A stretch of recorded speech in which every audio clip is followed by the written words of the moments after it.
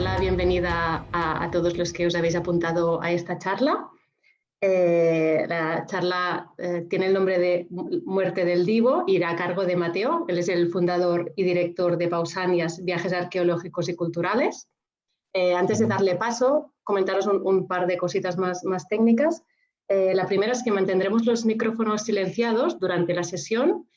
Si tenéis cualquier pregunta, cualquier duda, cualquier comentario, lo podéis escribir en el chat. Y una vez finalizada la sesión dejaremos un tiempo, Mateo, por si hay alguna cuestión. Exacto, ¿Vale? sí, sin problemas. Perfecto. La podéis escribir en el chat y yo la iré formulando al final, ¿vale? Bueno, recordaros que esta charla es en castellano, tiene una duración aproximada de 60 minutos. Y creo que esto es todo. Yo ya solo dar gracias a Mateo, pasarle la palabra y cualquier cosa lo escribís en el chat y estamos aquí para resolverlo. ¿Vale? Muchas gracias, Mateo. Voy a compartir la pantalla y me confirmas que se ve bien, ¿vale? Perfecto. Aquí está. Sí, ya se ve. Ya se ve, ¿verdad?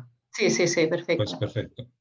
Vale. Pues ante todo, muchas gracias por invitarme a Tarraco Viva. Esperemos que sea la última vez de tener que dar una charla a distancia y que la próxima vez podamos estar presentes físicamente en Tarraco Viva, que es otra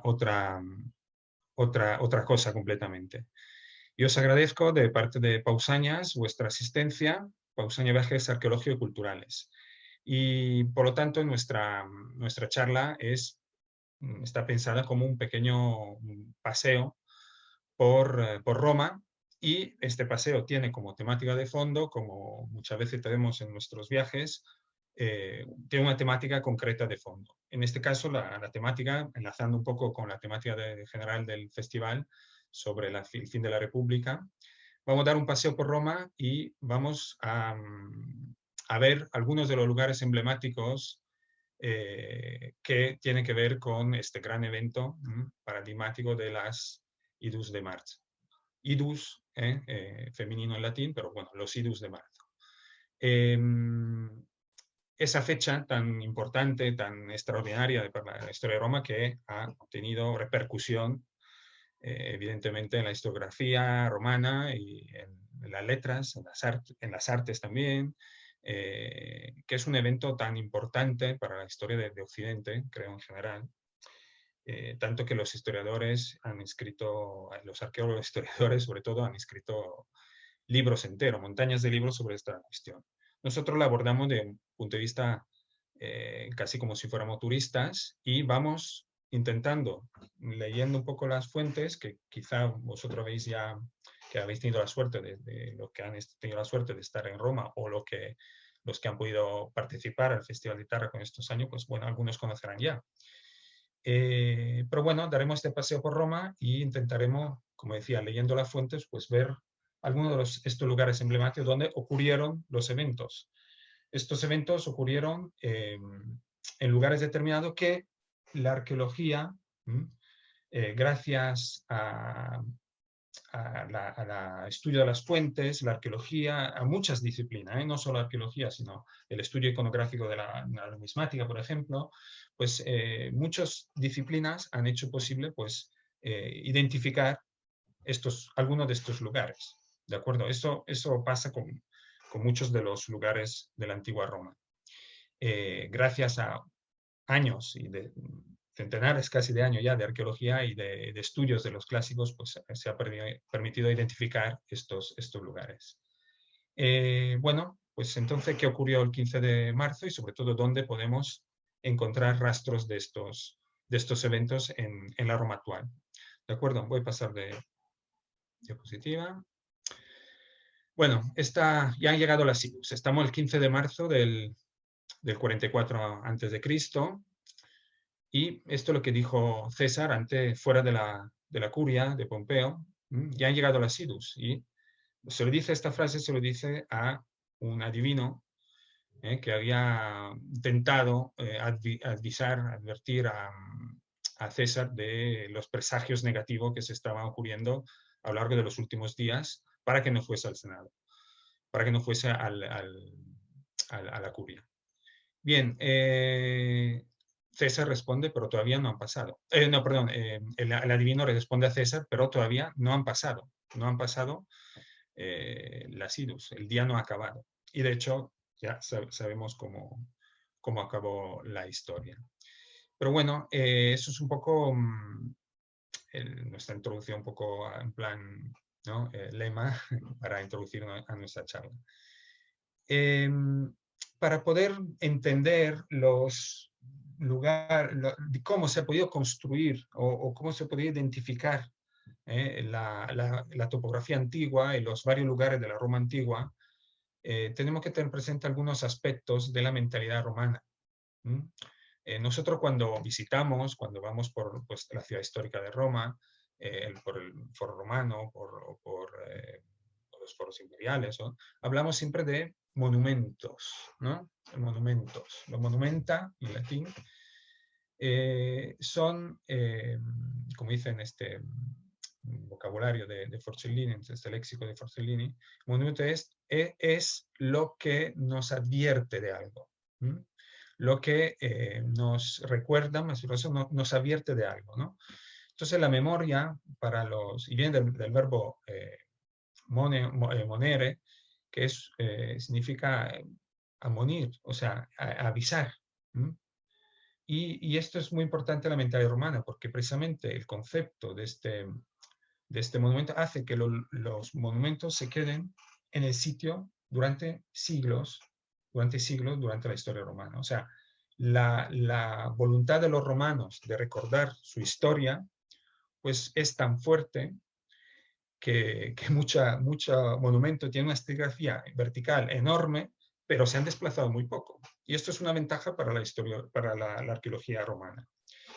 Me gusta a veces, precisamente hablando de mentalidad romana, de historia de la mentalidad romana, pues utilizar algunos conceptos que nos hace reflexionar, de Georges Dumézil, un historiador de la religión antigua importantísimo, quizá un poquito ya olvidado, pero también debatido, pero bueno, que en algunos casos puede ser deslumbrante, ¿no?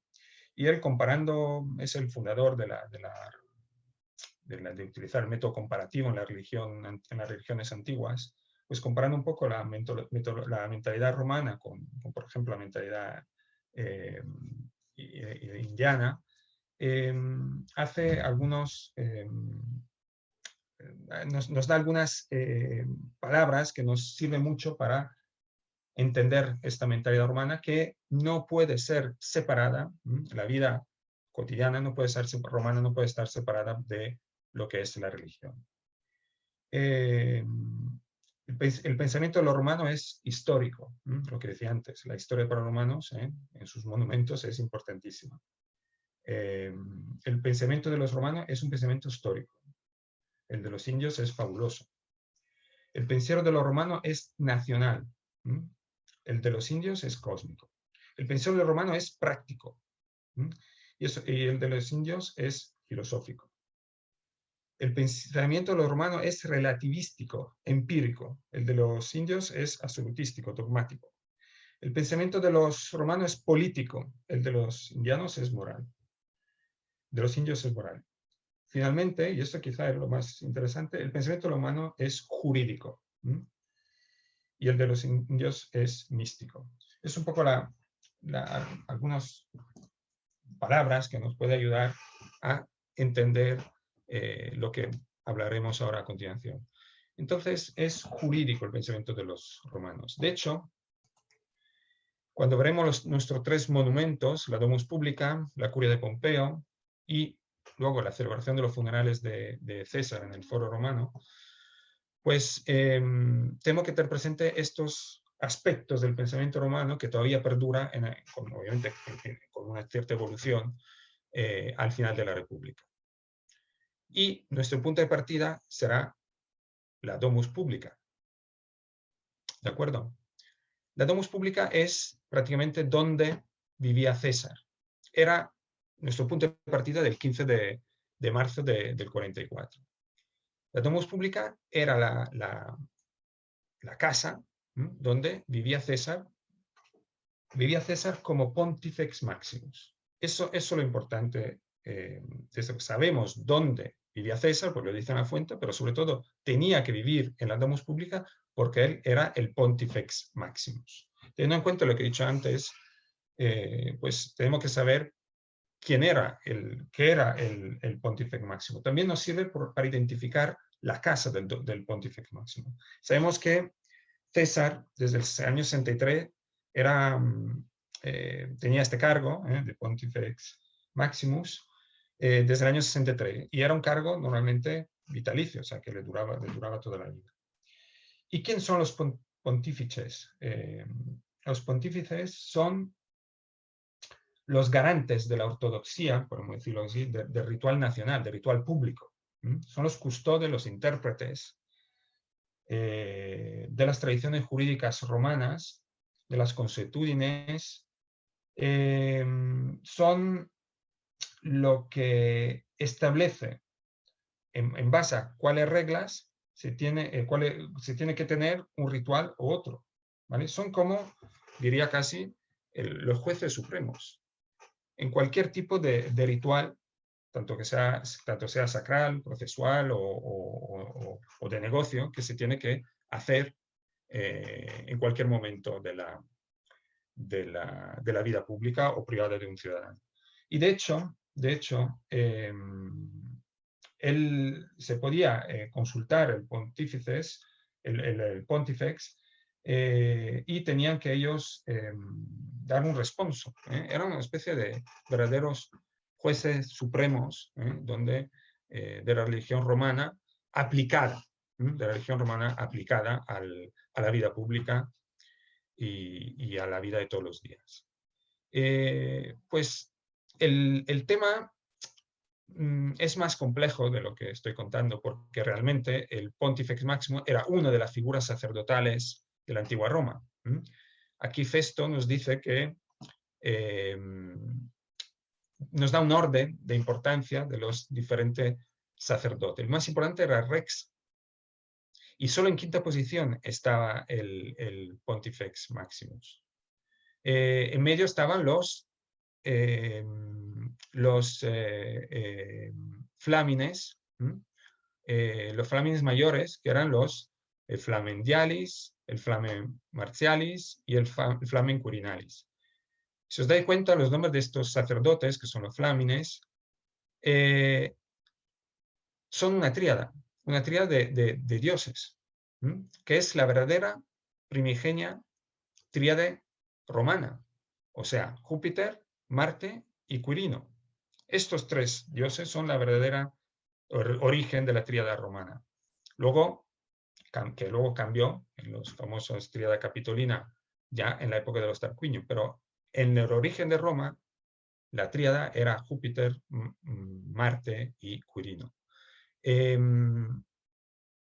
Encima de estos flamines estaba el rey. El rey en origen, hablando de Rómulus o de Numa, la tradición, era el verdadero rey sacerdote, el verdadero sacerdote más importante de la comunidad. ¿De acuerdo? Cada flamen dedicado a una función específica. No eran intercambiables. ¿De acuerdo? Lo hemos dicho. En quinta posición estaba el mayor de los pontífices, ¿vale? El mayor de los pontífices, normalmente el más anciano. Bien, esta estructura que os estoy contando era realmente la estructura originaria de la organización religiosa de Roma, un poco idealizada, ¿de acuerdo? Idealizada por los escritores posteriores. De hecho, en época ya de la República, después de la huida de los reyes de Tarquinio el Soberbio, pues hay una especie de involución de los principales sacerdotes. El rex ya no existe, entonces se piensa que en este momento se crea con la República la figura de rex sacrorum, el rey de los sacrificios. El rex sacrorum es el que coge la vertiente sacerdotal del antiguo rey. Como ya no existe rey, pues se crea este rex de los sacrificios, rex sacrorum, para hacer los sacrificios que ya rey no puede cumplir. El problema es que esta estructura que estamos viendo de inicio de la República no dura hasta el final de la República. Vemos a poco la pérdida de importancia, la cristalización de estas figuras, de los flamines y de rey de los sacrificios, el rex sacrorum, se cristalizan y pierden de importancia. Son como fósiles viventes de una tradición religiosa anterior. Y sí que el que toma importancia es realmente el mayor de los pontífices, o sea, el Pontifex Maximus. Es un poco, simplificando mucho y muy resumiendo, pues la evolución de los sacerdotes más importantes de Roma desde la época de los reyes hasta la época republicana. Bien, César ha sido, además, en el 84 a.C., ha sido Flamen, Flamen Dialis, Flamen de Júpiter. Y en el 63 consigue ser Pontifex Maximus. Lo hemos dicho antes. En cuanto pontífice, tiene que ir a vivir en la casa del Pontífice Máximo, que es la Domus Publica. Bien. Esto es el foro romano. Nosotros, cuando visitamos los foros, la gente normalmente entra por esta zona, donde ahora lo veremos en un mapa más bonito, pero bueno, entra por este lado y, bueno, por aquí, más bien pasando por encima de una parte de los templos del Templum Pacis, el Templo de la Paz, y entra en esta zona, ¿vale?, del foro. Bueno, pasando por aquí realmente. No sé si veis el puntero, yo creo que sí, ¿vale? Y normalmente entra en lo que es la plaza del foro, porque el foro realmente es una plaza. Pero tenemos que configurar esta plaza con dos elementos que delimitan la plaza. Esta plaza, realmente en origen, era un fondo de un valle húmedo, con varios riachuelos por aquí y por aquí, y es realmente un espacio que está al fondo de un valle entre varias alturas. Y estas dos alturas, las principales, entre las cuales está el foro, son el Arx, o sea, el Capitolio, y el Palatino, que está aquí, ¿vale? Ahora intentaré, a ver si tengo otra. Bueno, aquí lo vemos igual, ¿no? Entramos por aquí y esto es el espacio real de lo que es el foro romano, el corazón de Roma hasta la época imperial. Este espacio, en origen, como decía, era este fondo de valle, y realmente tiene dos elementos que lo delimitan muy bien en la antigüedad, dos santuarios. Uno es el santuario de Vesta, que está en esta zona, y el otro es el santuario, el Volcanal, que está aquí, donde luego al lado del cual estaban los comitia, el Comitium de Roma. Bien, realmente este fondo de valle se llama foro romano, porque está fuera de la ciudad, inaugurada por Rómulo, en origen. Estaba en la parte exterior de la ciudad inaugurada por Rómulo, la Roma Quadrata, que era la Roma que estaba encima del Palatino. ¿De acuerdo? En los tiempos de los reyes, esto era un espacio que estaba fuera, de ahí el nombre de Forum. ¿De acuerdo? Bien. Y es el elemento, es la zona de batalla, de encuentro entre sabinos y romanos, la pujante formación de la ciudad de Roma.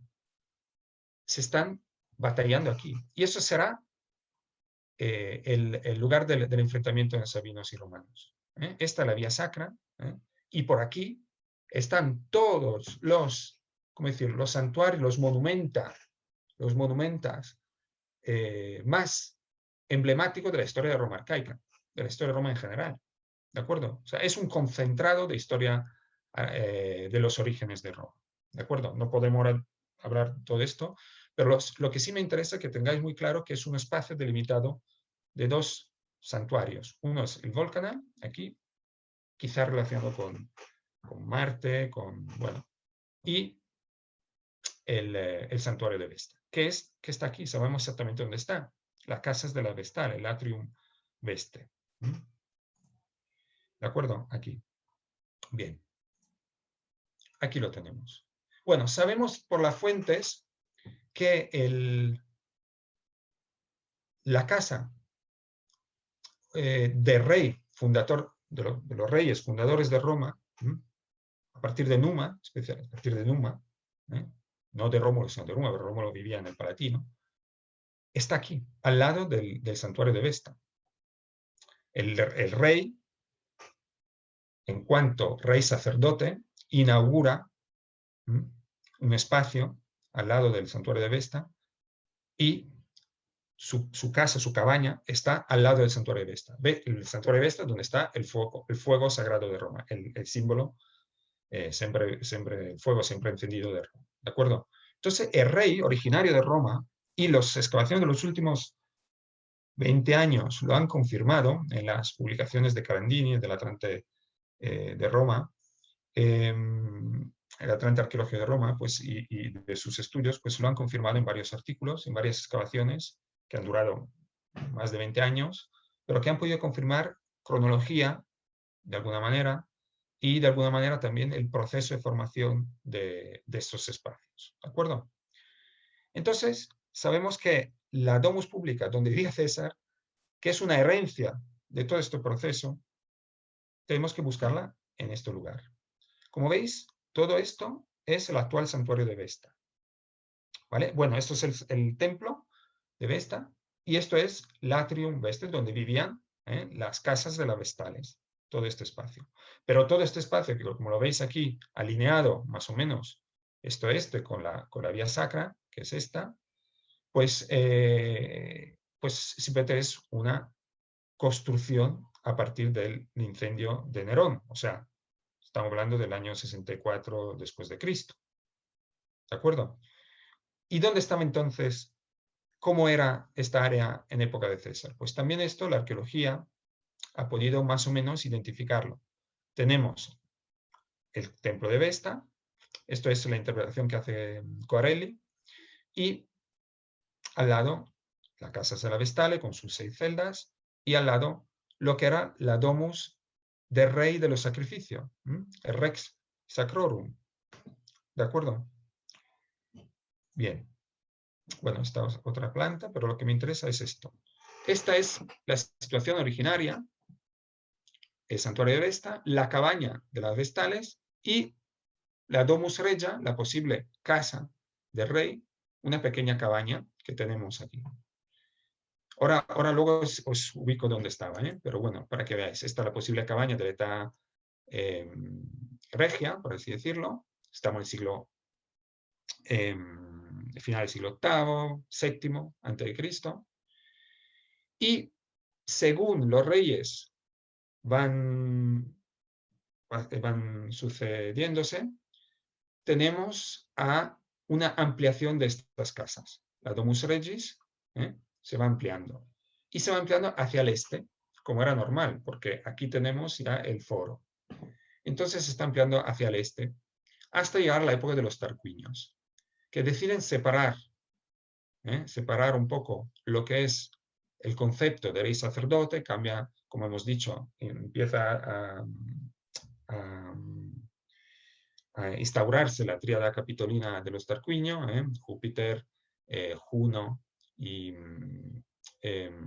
Minerva, y también los tarquinios deciden construir su casa en un lote, en un terreno, en una finca más al este, como una especie de separación, pero con una conexión con el Lucus, o sea, con el bosque sagrado del templo de Vestales. Bueno, esta Domus de Tarquinia es el origen de la Domus Publica.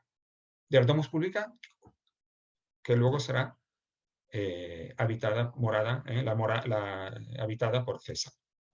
Vemos que no, como os decía, ¿no? Los sitios, los lugares siguen siendo lo mismo, a pesar de la evolución urbanística que podía tener Roma, sobre todo en el Palatino o en otros lugares de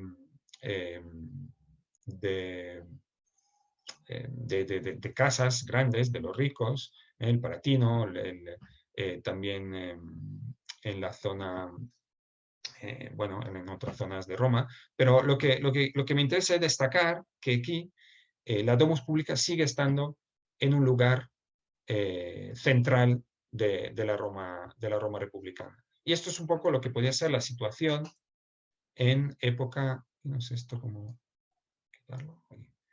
Es un poco la situación en época de César. César vive en la Domus Publica. Obviamente de todo esto nosotros no tenemos visible aparentemente nada, porque todo esto ha sido luego, ¿cómo decirlo?, reconstruido en época de Nerón, ¿vale? Con la actual Casas de la Vestales, Atrium Vestale. Ahora veremos, bueno, antes de pasar esto, quiero que lo veamos en un mapa, en el Google Maps, que he visto que aquí se puede hacer cosas maravillosas. Yo creo que lo estáis viendo. Pero lo que os estaba diciendo lo podemos ubicar a través de esta herramienta de Google Maps. La Casa de las Vestales, aquí. El templo de Vesta. Y lo que os estaba diciendo, la Domus Publica, probablemente, si vosotros entráis por el foro, giráis a la izquierda delante del templo de Antonino, pues aquí, delante de lo que se llama Templo de Rómulo, el llamado Templo de Rómulo, pues aquí enfrente, en esta zona, probablemente estaba la Domus Publica, ¿no? Más o menos por aquí. ¿De acuerdo? Estos son la ubicación aproximada de donde está la Domus, toda esta área. ¿De acuerdo? Hay otro elemento que se llama la Regia, que es este espacio de aquí, que cuando entráis, si entráis por esta puerta en el Foro Romano, os lo encontráis enfrente, detrás de lo que luego hablaremos del templo de César, del divo César. Es esta área de aquí, que es la llamada Regia. Realmente la Regia es un pequeño, probablemente tiene su evolución también a lo largo de los siglos, pero no deja de ser, en última instancia, un pequeño santuario dedicado a Marte y Ops. En el momento que los reyes desaparecen, pues estas dos funciones de Marte como guerrero y Ops como opulencia, podemos decirlo así, pues estos dos pequeños espacios se configuran como el espacio para estas dos divinidades a la cual hay que seguir haciendo rituales y cultos, al cual Rex Sacrorum se dedica en una primera instancia. ¿De acuerdo? Entonces, en la mañana del año 44 antes de Cristo, el 15 de marzo, las idus o los idus, César durmió una noche movida, no se encontraba muy bien por la mañana, pero dormía aquí. Y desde aquí movió,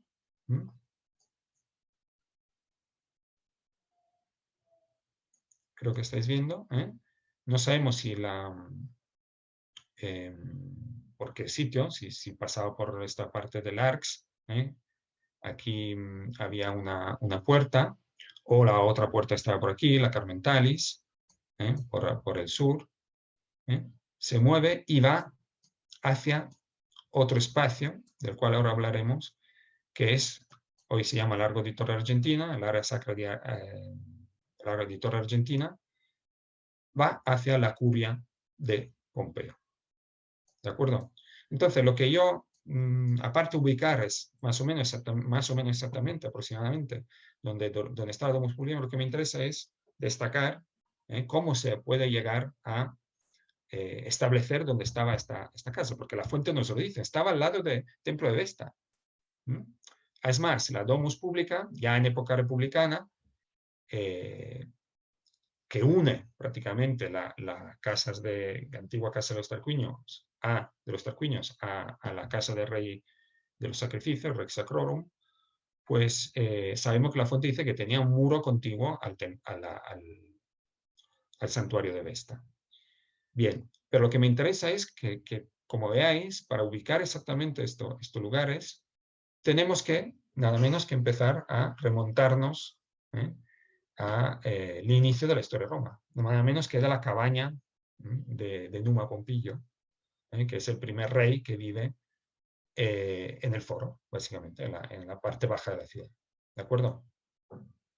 Eso me parece interesantísimo poder destacarlo, ¿de acuerdo? Porque es una de las prerrogativas de Roma, de la historia romana y de la historia antigua en general, en muchos aspectos.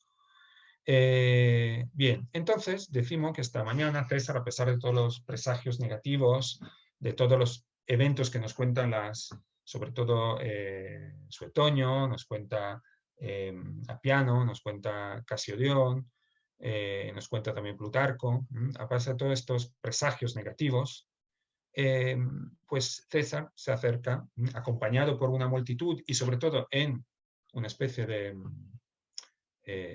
camilla, porque como decíamos, estaba un poco indispuesto, tanto estaba a punto de anular su presencia con el Senado, su reunión con el Senado. Bruto lo tiene que motivar diciéndole que tiene que ir al Senado, porque si no los senadores se van a llevar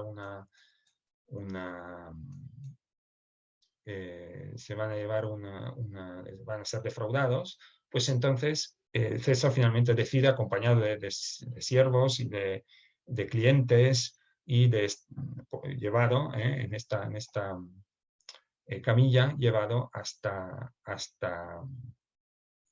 la curia de Pompeo, que es nuestro siguiente punto emblemático de nuestro paseo por Roma. Nosotros hoy en día podríamos pasar por el Foro Boario, que lo tenemos aquí abajo, Vicus Tuscus, por aquí, el antiguo Vicus Tuscus, muy interesante, el Velabrum, que es esta zona de aquí, esta zona que periódicamente se inundaba por el río, y podríamos pasar por aquí, hacer un homenaje a Lara de Hércules, que probablemente se encuentra aquí en Santa María de Cosmedín, ver el templo de Portuno, bueno, pasamos el templo de Portuno, el templo de Hércules Olivario, por aquí, y seguir por aquí, pasamos detrás del Teatro de Marcello, hoy en día, hablo de hoy en día, porque en época no existía, obviamente, pero sí pasaremos delante de dos templos, como el templo de Apolo y el templo de Bellona, ¿de acuerdo? Que están aquí en esta área. Bueno, y llegaríamos, pasando por aquí, a Largo di Torre Argentina, donde es nuestra siguiente etapa. Vuelvo a la presentación. ¿Dónde está? Aquí.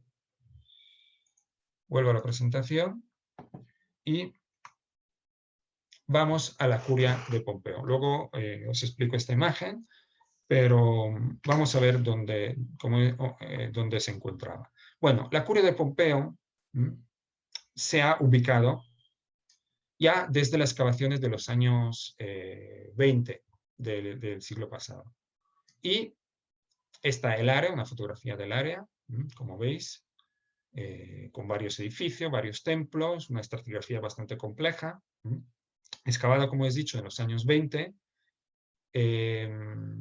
Marchetti Longhi era el arqueólogo que excavó toda esta zona, porque en época de los años 20 había casas, había una iglesia, y San Nicolai Cesarini, había una iglesia por aquí, y se tira toda esta manzana para construir edificios. Pero, visto la importancia de los restos que se encuentra, el arqueólogo y las autoridades deciden convencer a Mussolini, al duce, para que se preserve esta área, esta zona arqueológica, como zona arqueológica de Roma, dándole obviamente todo el sentido ideológico que podemos darle en esa época. ¿De acuerdo? Bien, esta es la vista por arriba, desde atrás. La foto de antes estaba tomada desde aquí y ahora estamos viéndola desde atrás. Estamos viendo un área de edificios muy importante donde se pueden identificar 4 templos. El templo A, aquí, el templo B, el templo C y el templo D. En orden cronológico tenemos el templo C, que lo podemos fechar al final del siglo IV, principio del siglo III. Luego el templo A, que podemos fecharlo a mediados del siglo III. Luego tenemos el templo, hemos dicho C, A, el templo D, ¿vale? Mediados del siglo II. Y finalmente el templo B, también del final del siglo II.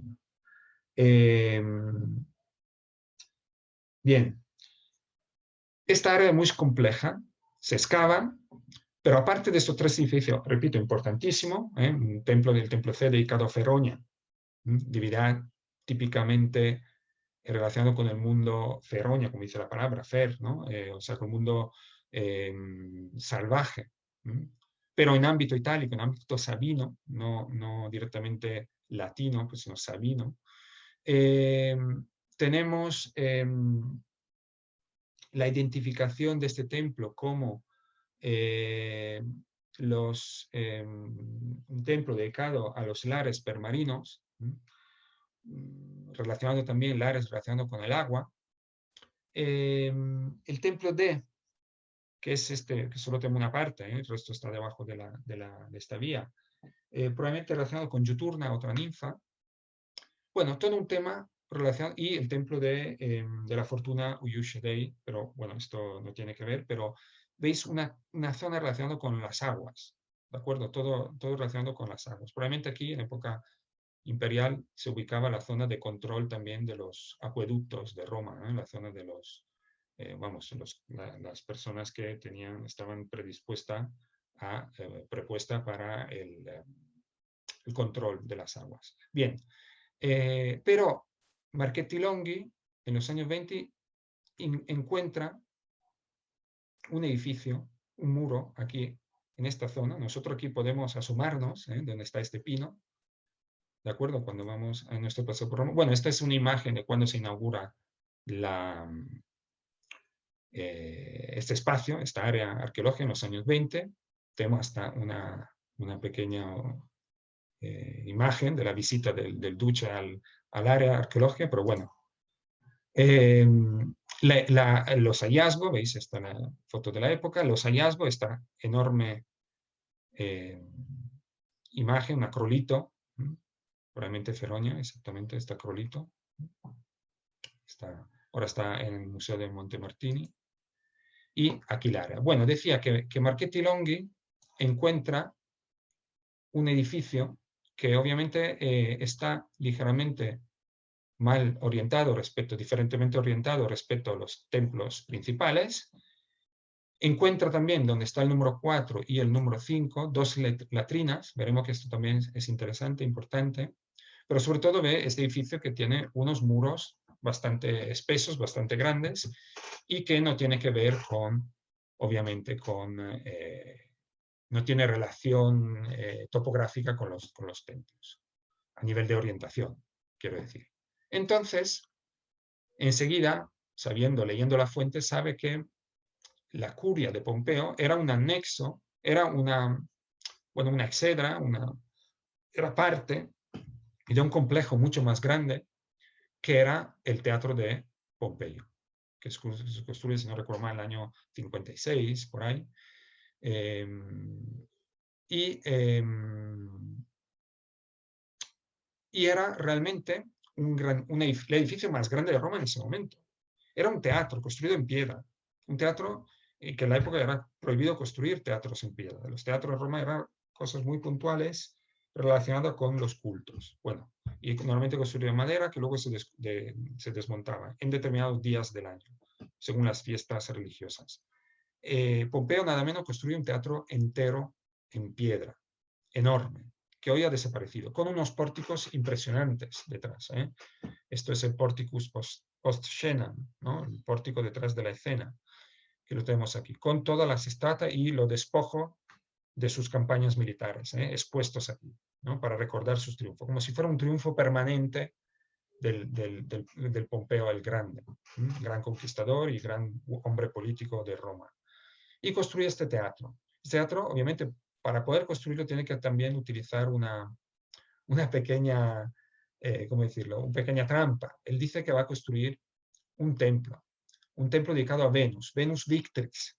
Un templo es Venus Victrix, Venus ganador, la Venus que vence en batalla. Y lo construye encima de la parte más alta del teatro. Así que el teatro realmente es un graderío para subir al templo, pero en forma de teatro. ¿Entendéis?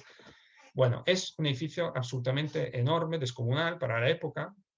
Estamos, como hemos dicho, a mitad del primer siglo antes de Cristo, y no queda traza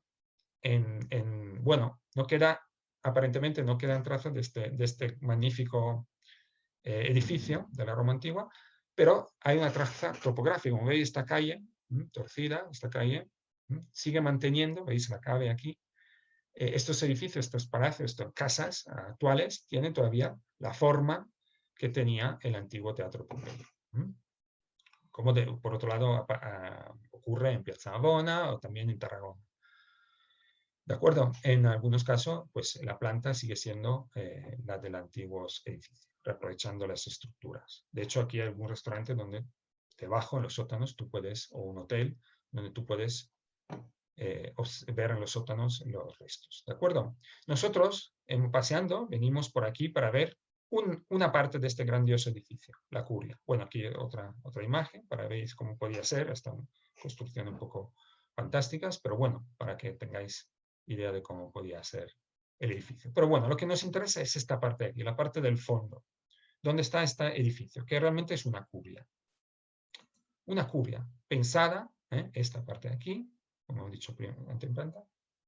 Esto, los dibujos que hace, las plantas que hace el Marchetti Longhi en los años 20, publica luego posteriormente estas excavaciones, y veis aquí al lado dos letrinas, los fórica, al lado de esto. Todos estos elementos son importantes. Aquí la parte trasera del templo C.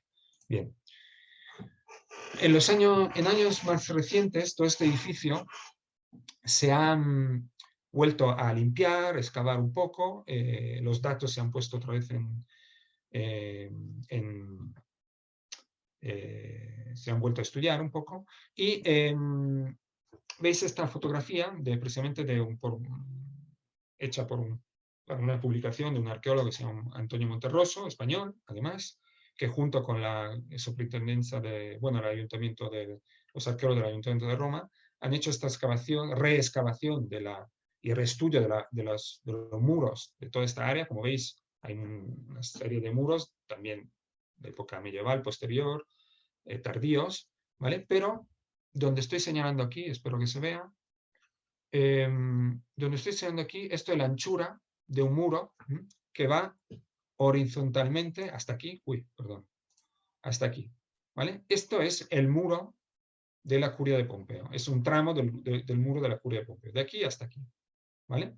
Lo podemos ver aquí, en la parte que os he señalado es esta, hasta aquí, ¿vale? Además con una esquina perfectamente hallada, perfectamente encontrada, y otro muro de fondo aquí, con lo cual se conoce perfectamente las dimensiones de la curia, ahora no recuerdo de memoria, pero más o menos corresponde a las dimensiones que tiene la curia Iulia, que en época de César se estaba construyendo todavía. Bien, las novedades del arqueólogo es en 2012, 2013, llegó a la noticia, saltó a la prensa la noticia de que se había encontrado el lugar exacto del asesinato de César.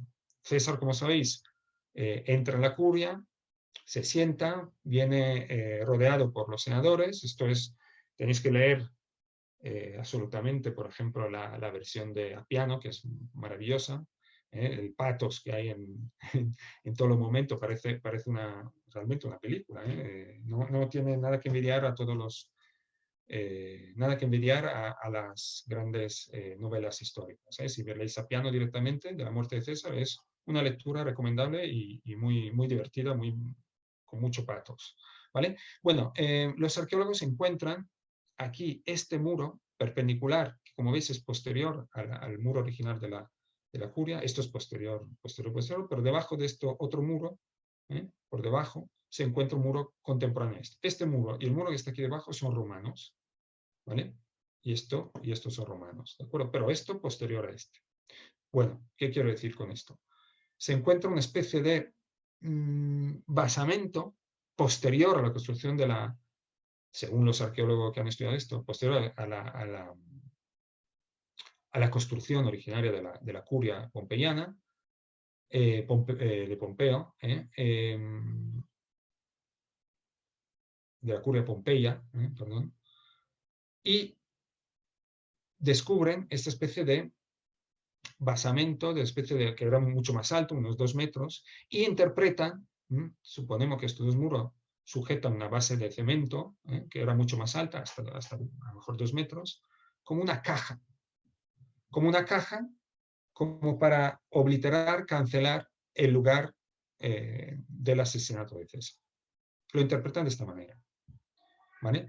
Era evidente que esta curia ya se conocía, ya todo se conocía que probablemente el asesinato de César por la fuente había ocurrido delante de la gran estatua de Pompeyo, pero esto es un paso más, podía ser que si esto es lo que se piensa que podía ser, pues eso sería una especie de obliteración, o sea, cancelación de un lugar, un locus sceleratus, un lugar negativo, en época de Augusto. Y es lo que nos cuentan las fuentes. Las fuentes nos dicen que Augusto, el lugar de la curia ya se deja de utilizar, y no solo se deja de usar, sino se tapia para que nadie pueda acceder a ella.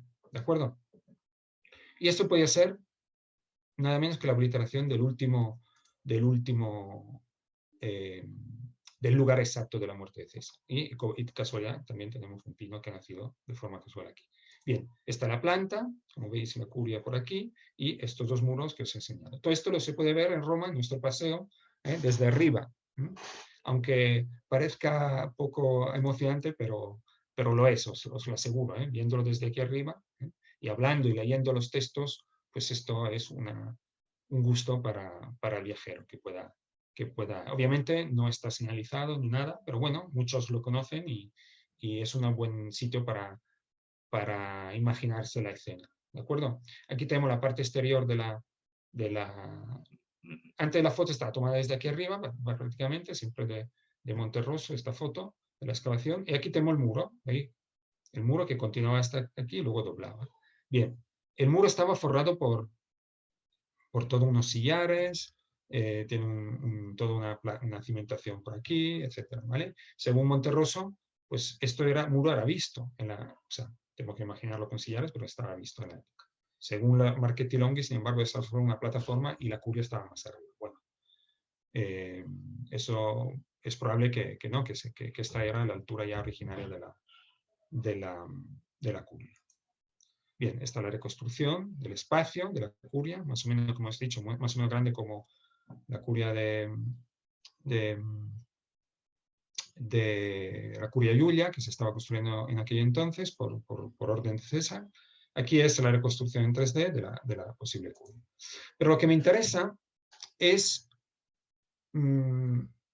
por qué César, la demanda fundamental, esto está muy bien, ¿vale? Saber el lugar exacto, pero la demanda fundamental es por qué César en este momento decide, el Senado y César deciden reunirse en esta curia y no en otra curia. Bueno, la explicación que normalmente se da es que la curia Iulia, como os decía, la curia anterior, la Hostilla, ya estaba arrasada por el incendio durante el funeral de Clodio, y la curia de César se estaba construyendo, la curia Iulia, y no se había acabado de construir. Bien, esta es una motivación, pero no puede ser la motivación real de por qué César va a la curia de Pompeo. César va a la curia de Pompeo por otro motivo. Porque, por ejemplo, el Senado podía haberse perfectamente reunido en algún templo, en cualquier templo inaugurado, porque el Senado tiene que reunirse en un lugar inaugurado, en un templum, no un edes.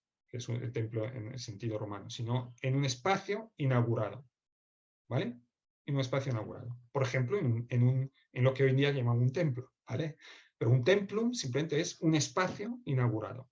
Un templum puede ser un templo es la curia, si es inaugurado por los augures, ¿vale? Pues entonces, ¿por qué César se reúne precisamente en la curia de Pompeo ese día? Pues podía verse el Senado, aunque la Curia Julia no estaba construida, no estaba todavía habilitada, pues podía haberse estudiado, no sé, el Templo de la Concordia, por ejemplo. Pero va a la Curia de Pompeo. Bueno, el motivo fundamental es porque César, sabemos que le mataron unos días antes, 4 o 5 días antes, de su salida para la gran campaña contra los partos, después de la batalla de la batalla de Carra, ¿vale? De Craso. Bien. Entonces, César en este momento era Pontifex Máximo, era dictador, pero sobre todo tenía los auspicia para ser como general. Tenía el imperio. Y esto implica, como sabemos, que un general con auspicia no puede entrar en Roma. No puede entrar a Roma, no puede pasar el Pomerio. ¿Vale?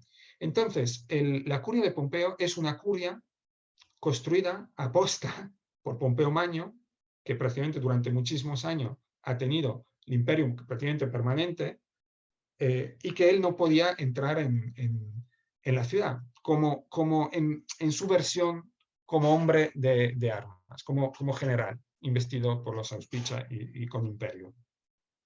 Con imperio. ¿De acuerdo?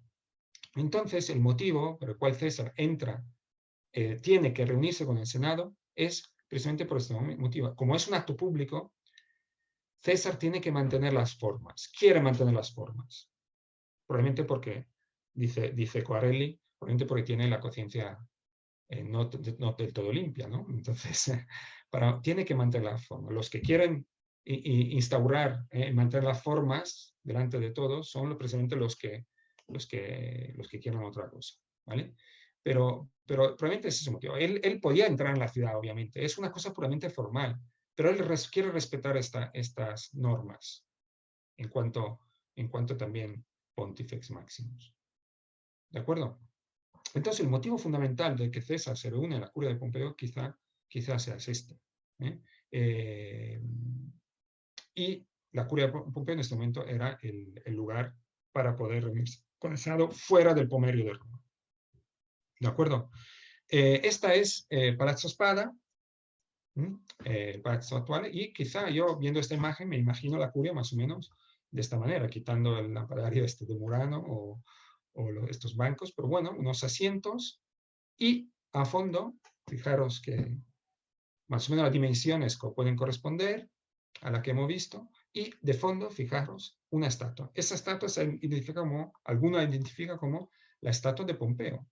Quizá el tipo de estatua no es tan concreto, es el tipo de estatua que podía haber estado al fondo de la curia bajo la cual ha sido asesinado Julio César. Con lo cual, nuestro paseo de Roma tiene un desvío para ver Palazzo Spada, ver este ambiente que representa, nos puede hacernos la idea de cómo era la curia de Pompeo. Y con la estatua de Pompeo al fondo. Extraordinario esto también porque esta estatua se ha descubierto cerca de la Porticus de Pompeo, del Teatro de Pompeo, y porque en época antigua fue muy famosa esta estatua también porque tenía manchas rojas, debido al óxido, porque había sido restaurada, etc. Pero en una primera fase, en el siglo XVIII, XIX, se pensó que podía ser la estatua bajo la cual había sido asesinado César, y como dice Plutarco, pues manchada abundantemente de sangre. ¿De acuerdo? Pero esa sí que podía ser el tipo de estatua bajo la cual César había sido asesinado. Otros piensan que, por ejemplo, la Roca piensa que es la estatua de este Poseidón del Laterano, de este Neptuno del Laterano. Otra posible, un Pompeo como rey del mar, sabéis que fue el que acabó con los el problema de los piratas. Bien. Finalmente, César ha sido asesinado por, no sé cómo voy de tiempo. Bueno, si aguantáis un poquito más, un cuarto de hora, 10 minutos y acabamos. Bueno, después de César haber sido asesinado, hemos dicho, en la curia de Pompeo, pues su cadáver, así todo huyen, bueno, todo esto lo podéis leer en los textos clásicos, ¿vale? Yo no voy a repetir esto, que es muy conocido y no tenemos tiempo, pero el cuerpo de César ha sido vuelto a su casa, o sea, en la domus pública que hemos visto antes, por 3 esclavos, de una manera un poco así apresurada, y consigue llevar el cuerpo de César en la casa en su casa. Pompeo, Antonio, que también no había conseguido entrar en la curia porque se había quedado a hablar fuera de la curia con otro de los conjurantes, pues fortifica su casa por el miedo de que ataquen su casa. Muchos senadores huyen, otros se suben al Campidoglio, sobre todo Casio y Bruto, intentando también reunir la multitud del pueblo, otros en favor de César. Es un total caos, pero los esclavos consiguen llevar el cuerpo en su casa. Bien, hay 2 días de caos total en Roma, de miedo, que lo podéis leer perfectamente en los textos clásicos, pero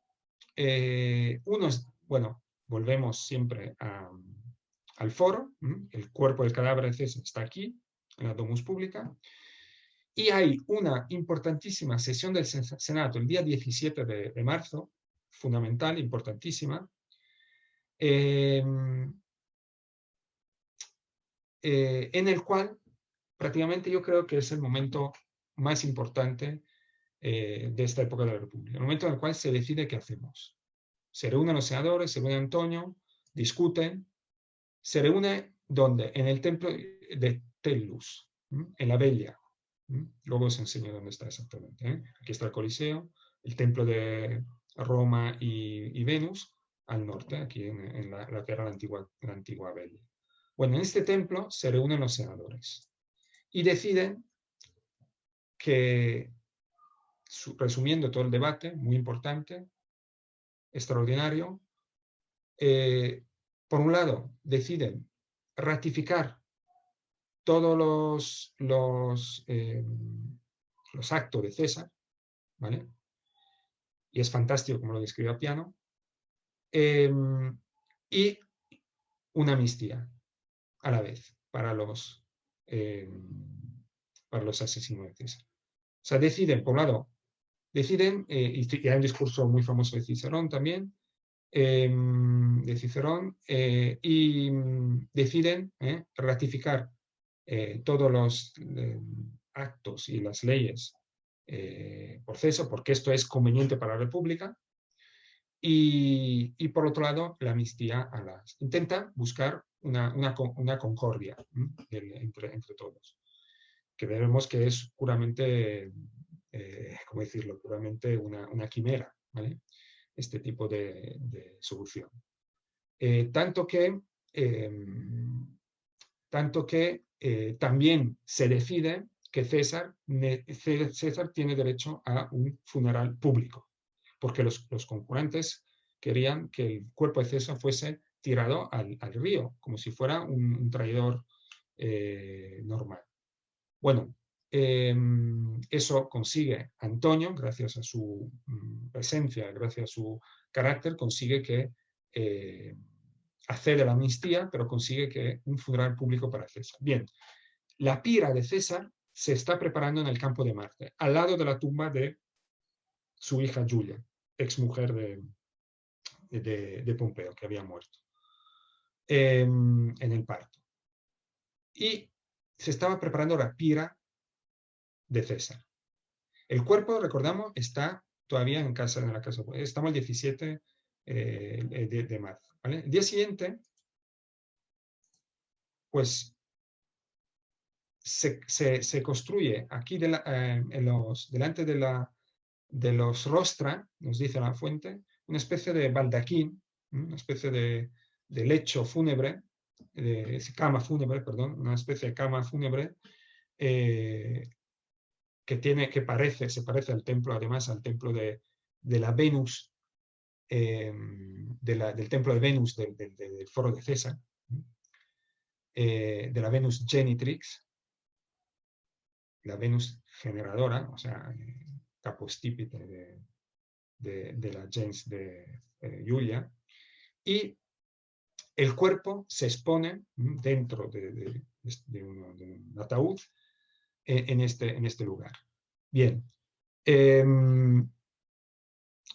Los rostras. ¿Dónde están los rostras? Cuando vamos al foro, estos son los rostras. Cuidado, cuando vamos al foro, vemos esto como rostra. Pero estos son los rostras de Augustea, de Augusto. ¿Vale? Posteriores, los grandes rostras imperiales. Los rostras de César, que acababa de reconstruir, que no son los rostras originarias de medio republicano, alto republicanos, son estos, especie de curva que vemos aquí.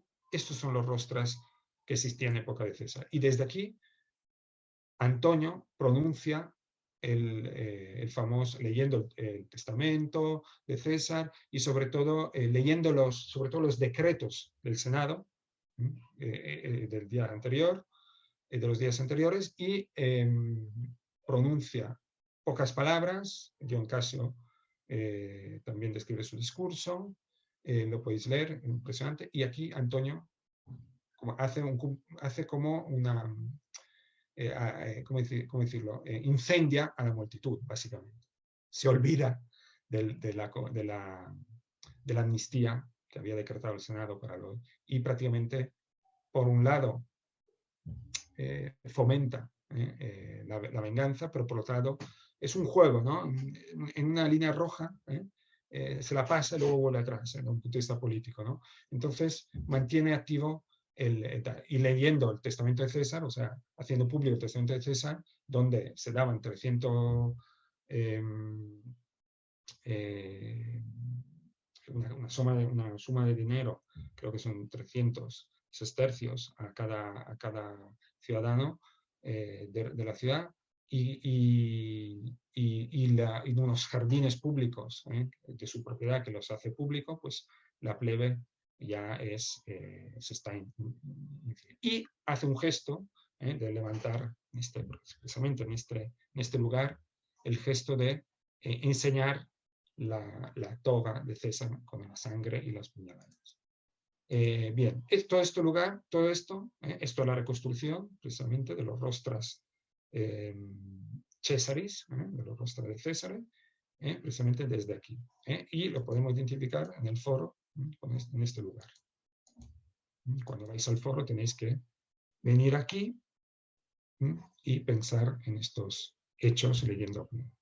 Bien, el discurso de Antonio hace que la multitud coja el cuerpo de César y intente llevarlo al Capitolio, para que fuese quemado y enterrado en el mismo templo de Júpiter, como si fuera un dios. O sea, la multitud ya está completamente, la plebe ya está completamente loca, ¿vale? Obviamente consigue, no se sabe si bien el ejército, los guardias o los mismos sacerdotes consiguen que se cambie de idea. Entonces el cuerpo desde aquí vuelve a bajar en el foro y vuelve al otro lado. Empieza a construir una pira al otro lado del foro, en este lugar, una pira cogiendo todos los bancos, toda la madera que están aquí alrededor, tirando también cualquier tipo de objeto, también regalos que había hecho César al pueblo, todo tipo de maderas, pues se tiran en una pira. Y de forma totalmente sin organización, hemos tenido, el Senado quería organizar los funerales a la manera de los funerales de Sila. Entonces intentaba, por el orden público, era una cuestión de orden público, puro y duro. Y no lo consiguieron, ¿vale? Porque la pira estaba en el campo de Marte, se estaba pensando hacer un funeral público a la manera de cómo había sido el funeral de Sila. Y esto se parece más al funeral de Clodio que no a un funeral de Estado bien hecho, ¿no? Entonces, como hemos dicho, se incendia el cuerpo de César en este lugar, y tanto que ni se quema bien. Hay Cicerón dice que se medio quemó, según Cicerón, y el cuerpo de César ya se lleva a la tumba que no sabemos dónde está exactamente, no se ha ubicado exactamente. Probablemente cerca de la tumba de su hija, Julia. Bien, en este lugar, pues inmediatamente inmediatamente el pueblo, directamente, sin esperar ninguna ratificación del Senado y tal, pues levanta una columna de mármol. Hay un personaje que se llama Amatio, que se hace como un pseudo Mario, cree ser el hijo de Mario, y aglutina varios gente del pueblo más bajo, y empieza a fomentar un culto a César ahí mismo, sin ratificar al Senado ni nada, homenajeando el César como Dios. Bien, al lado de esta columna se instaura también un pequeño altar, y hay esta especie de culto improvisado a César durante varios días. Pues bueno, Antonio consigue echar todo el mundo, matar a Macio, será tirado en el Tíber, hay una matanza, porque estos cultos tan espontáneos y tan tal, pues no pueden ser tolerados por el Senado y de esta forma. Bien, y por motivos políticos también y peligro. Bien, acabando, pues esta altar será luego, sí sustituido, será abatido por Dolabella y repavimentado el suelo del foro, ¿vale? Pero posteriormente, en el año, justo antes del año 42, cuando Augusto Octaviano decide construir un templo dedicado a César, pues ya había un altar, que ahora veremos, que está aquí dentro, y en este lugar, en el lugar donde fue quemado César, fue incinerado César. ¿Veis? Esto es el altar. Aquí lo vemos desde fuera, con este muro que lo cierra, pero en origen, esto es una exedra dentro del podio, bueno, esta es la vista desde arriba, desde el podio del templo. ¿Veis? El templo era esto, es el templo que construye Octaviano. En el año 42 se vota y bueno, se decide que se empieza a construir, se decide construir, y en el año 29 se consagra. Se inaugura entonces en el año 42 y se consagra en el año, hemos dicho, 29 a.C. Y lo construye respetando este pequeño altar, que es el lugar, según la tradición, donde fue quemado César, ¿vale? Eso es, según algunos, el mismo podio del templo, funciona como tribuna, como rostra, donde se pusieron los rostros de la batalla de Accio, en Grecia, después de la victoria de Octaviano contra Antonio, y se respeta, pero como decía, y esto se ha encontrado, esto es el lugar, está el basamento, no es la tumba, es la base del altar de César, y esto es el podio del templo. Bien, de aquí será luego el lugar privilegiado para los emperadores, para la laudatio funebris de los emperadores, ¿de acuerdo? Desde aquí. Según Corelli, bueno, esta tribuna está delante, pero bueno, separada. Pero bueno, lo que nos interesa es, bueno, aquí vemos el templo, el ara al lado, veis la estrella, que es el Sidus de César, que es la estrella como símbolo de César divinizado. Bien, aquí es el lugar donde esto es un trozo del texto de Appiano, y como veis, Reunió manera de bancos, de los cuales había muchos en el foro, cualquier otra cosa gratis similar. Bueno, algunos colocaron también sus coronas y mucha recompensa de la guerra, lo que decía antes, regalos que había hecho César a los soldados. Último le prendieron, y por último le prendieron fuego. El pueblo permaneció reunido en su totalidad al lado de la pira durante toda la noche. Ahí en un principio estuvo erigido un altar, pero ahora hay un templo del mismo César. Fijaros cómo las fuentes de la arqueología se pueden comprobar una cosa con la otra. Que fue reputado digno de honores divinos. Muy bien. Esto es una reconstrucción. Bueno, esto es una reconstrucción histórica que han hecho en el foro. Pero bueno, aquí la han puesto en este basamento que está delante, que no tienen que ver, pero sería ahí dentro. Yo he acelerado un poco mi presentación, porque no quiero ser demasiado... pero como veis, hay muchísimos aspectos que se pueden ampliar, del cual se puede hablar, pero bueno, dejo un poco el resto del tiempo por si alguien quiere hacer alguna pregunta. Pero como veis, hemos hecho un paseo por la Roma antigua, teniendo como temática la muerte de César y viendo 3 pequeños ruinas, restos, que no son muy aparentes, pero tienen detrás mucha historia. No sé si habéis visto bien las diapositivas, si ha ido todo bien. Sí, mira, Mateo, hay un par de preguntas que hemos dejado ahora para el final, que si quieres te las formulo. Sí, ¿puedo contestar? Sí. Vale, perfecto. Bueno, una que era más del principio, es de Marta y dice, pues, ¿puede dar algún ejemplo de temática que trataba el Pontifex Máximo? Sí, como hemos dicho, el Pontifex Maximus, ahora, para así decirlo, era el que, por ejemplo, cuando había que, ¿cómo decirlo?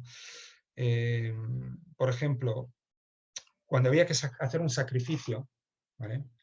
Para así decirlo, cuando había que hacer un sacrificio, por cualquier razón, por ejemplo, por inaugurar por tomar los auspicios al general, etc., el Pontífice Máximo era el que podía decir si esto se había hecho o se tenía que hacer según las reglas de la religión romana más arcaica.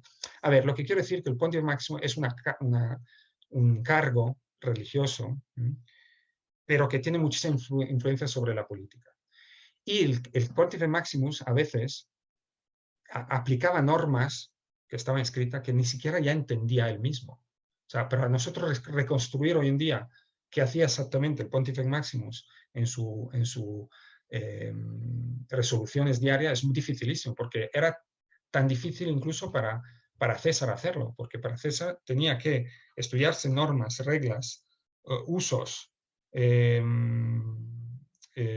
rituales, tenía que conocer que él ya desconocía, que ya habían caído en desuso. O sea, realmente es más bien la figura del Pontifex Maximus como árbitro de las cuestiones religiosas. Luego, cada sacerdote tenía sus funciones. El Pontifex Maximus no hacía sacrificios en sí directamente, por así decirlo. ¿De acuerdo? Sino era un consultor, podemos decirlo, un consultor, ¿vale? Religioso. No sé si era por ahí la pregunta. ¿Había alguna cuestión más? Sí, hay otra pregunta que dice, si hubo 2 días de caos, el cuerpo sin vida de Julio César ya había empezado a descomponerse. ¿Se le hizo algún tipo de embalsamiento o tratamiento para preservarlo antes de su funeral? Sí, como sabéis, los cuerpos venían tratados seguramente en su casa, probablemente había sido limpiado, sobre todo con aceites, pero finalizado luego a la combustión, a la cremadura, a cremarlo. Es interesante porque hay alguna cosa curiosa, por ejemplo, cuando Antonio hace el gesto, ¿no?, de coger le enseña la toga, según las fuentes, la toga de César, con toda la sangre. Después se construye una especie de estatua en cera que recrea todas las heridas de César. Es como una especie de gran estatua de cera que además giraba, con un mecanismo que giraba delante del público, ahí delante de los rostros. Y además, otra cosa que se me olvidó decir, cuando llegó en casa, un médico lo visitó. Quizá la primera autopsia de la historia del cual conocemos en los textos. El médico hace la autopsia y ve que hay 23 puñaladas, como sabéis, muy famoso, y solo una mortal. Solo una mortal. O sea que, de hecho, los textos lo dicen, o varios textos lo dicen, que la primera puñalada, que tenía que ser la primera y la definitiva, para decirlo, que tenía que ir al cuello, pues casca, que es el primero que tenía que apuñalarla en el cuello, pues realmente lo apuñala casi en el pecho, lo hierre realmente solamente, y César, como era un soldado, pues coge con la mano la lama. Bueno, toda esta cuestión anecdóticas lo tenéis en las fuentes clásicas y es una maravilla poder leerla. Además, ahora leerla sabiendo dónde ocurrieron cada cosa, ¿no? Quizá es un poco la curiosidad. ¿Y por qué estos lugares están ahí? Es un poco la idea de mi charla. ¿Vale? Pero bueno, que no se embalsamó ni nada porque se quemó unos días después, pero sí seguramente aceites, perfumes y este tipo de cosas. Vale, perfecto, Mateo. Y una última pregunta, de momento. ¿Por qué no podía entrar Julio César en Roma? Julio César no es que no pudiese entrar en Roma como en sí. Julio César tenía, en este momento, ya le habían otorgado los auspicia como imperator. ¿De acuerdo? Y los emperadores, como sabéis, no podían entrar con armas. De hecho, los triunfos, antes de poder celebrarse, el único momento en el cual un general que tenga el imperium, o sea, que tenga el mando militar, podía entrar en Roma para celebrar el triunfo solo a posteriores que el Senado se lo permitiera. ¿Vale? De hecho, el Senado se encontraba con el emperador fuera del Pomerio, por ejemplo, en el templo de Bellona o en el templo de Apolo. O, posteriormente, la curia de Pompeo, como ha ocurrido. Entonces, él podía entrar y salir de Roma como quisiera, pero formalmente, en cuanto imperator, decidió reunirse, en cuanto hombre con auspicia y con el poder del imperium, no podía, o sea, mantiene la forma de encontrarse con los senadores fuera del Pomerium. El Pomerium es el límite de la ciudad inaugurata, que originalmente era el Palatino y luego se extiende a todo lo que es más o menos la ciudad de Sergio Tulio, y que luego se amplía en época imperial con varias, o sea, realmente tampoco el Pomerio coincide con toda la muralla romana exactamente, pero el Pomerio es un límite ideal de Roma. Por eso os decía al principio, citando a Dumézil, el pensamiento jurídico romano. ¿Él habría podido reunirse con el Senado dentro? ¿Puede entrar y salir a Roma? Sí. Pero en el momento en el cual actúa como generar con auspicia, pues en este momento tiene que reunirse con el Senado fuera del Pomerio. El único sitio hecho aposta para esto en ese momento era la curia de Pompeo. Ahí está el motivo, ¿no? El motivo que hace que estos hechos, el asesinato ocurrió, además de la simbología que podía tener morir a los pies de la estatua de lo que había sido su enemigo. Su enemigo, pero sabemos que César admiraba bastante Pompeo, a pesar de ser su enemigo político. De hecho, lloró cuando le trajeron la cabeza de Pompeo. Él lloró por Pompeo, por su enemigo, que era un enemigo muy digno.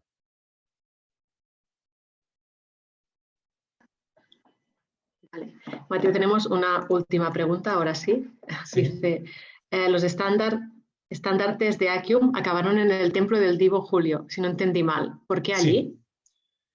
Exacto. Porque los rostra que se construyen ahí son prácticamente la contraparte de los rostra que estaban al otro lado. Os enseño otra vez el mapa. ¿Seguís viendo mi pantalla? Sí, ¿no? Sí, sí, sí. Vale. Pues la batalla de Azio, como sabéis, es una batalla marítima, ¿vale? Voy a poner, espera, quito esto.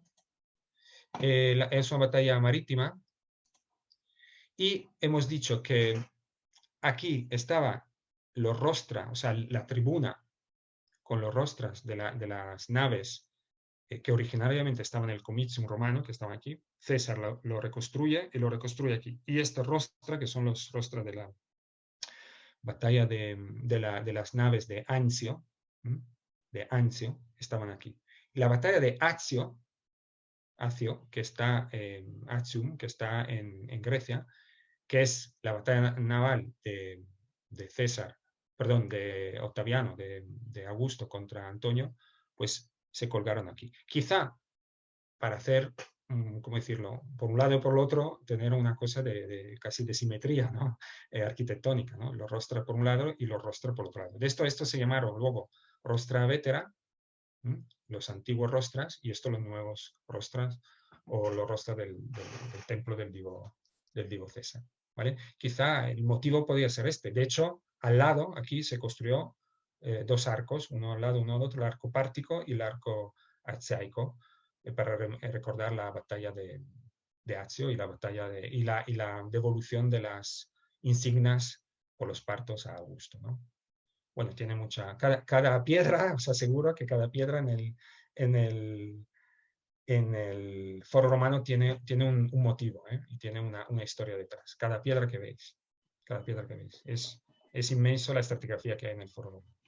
Pero bueno, el motivo es porque son nuevos rostra, son una nueva tribuna, y para decorarla lo decora en la misma manera que estaba decorada la anterior, que era la de la batalla de Anzio. Sin embargo, aquí con los rostros de la batalla de Accio, ¿vale? Perfecto. Muy bien, no sé si hay alguna última pregunta o duda, si no iremos... Sí, vamos cerrando. Yo quería agradecer solo a todo el mundo y espero que podamos vernos en la próxima vez en directo. En directo. En directo. Bueno, en directo, presencialmente. En persona, sí. Eso es. Y espero que este pequeño viaje por Roma haya sido interesante. ¿De acuerdo? Pues muchas gracias. Bueno, hay muchos agradecimientos en el chat, así que seguro que ha gustado mucho esta charla. Y nada, muchas gracias, Mateo, por acompañarnos. Una pregunta. Dime. ¿Se ha hecho la grabación de esto? Sí. Está grabando y lo publicaremos. Sí. Vale, perfecto. Vale. Muchísimas gracias. Muy bien. A todos. Pues gracias a ti. Hasta la próxima. Eso. Hasta la próxima. Gracias a todos. Y bueno, que acabéis de disfrutar del festival, que aún quedan unos días, tanto con actos presenciales como con actos online, y podéis verlos en la web del festival. Iremos colgando todas las charlas y monólogos que van sucediendo en el festival. Así que seguimos. Muchas gracias a todos. Adiós. Hasta la próxima.